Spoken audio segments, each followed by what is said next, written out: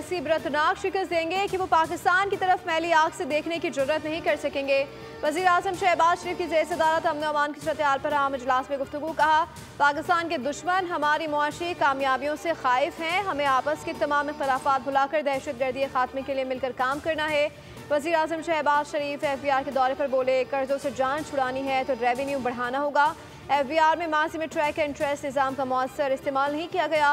मुख्तलिफ अदालतों में ज़ेरुल्तबा खरब रुपए के टैक्स केसेस के फौरी फैसले नागुज़ीर हैं।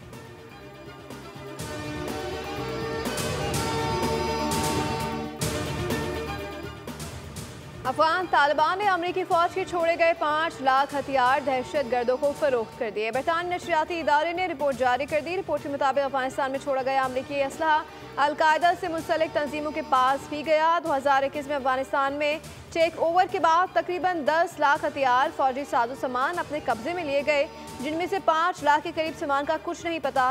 1 साल तक अमरीकी हथियारों की फरोख्त खुली मार्केट में होती रही। अब अमरीकी हथियारों की तजारत अंडरग्राउंड हो रही है।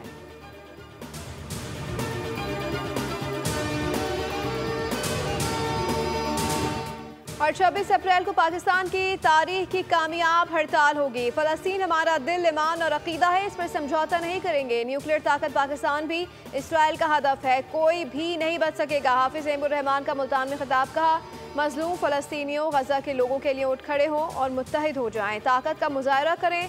ट्रंप खुद जंगबंदी करवाएगा।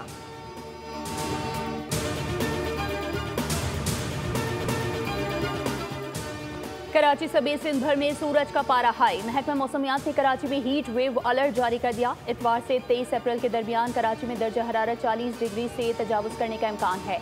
सखर और गिरदोनवाह में शदीद गर्मी की लहर, दर्जा हरारत 42 लेकिन महसूस 47 सेंटीग्रेड किया गया। मुल्क के मुख्तलिफ इलाकों में आज और कल शदीद बारिश और बाज़ मुकामात में ज़ालाबारी का इम्कान। लाहौर, फैसलाबाद, हाफिजाबाद, झंग, खोशाब, मियावाली, साहिवाल, सरगोधा और शेखुपुरा में बारिश मुतवक्के।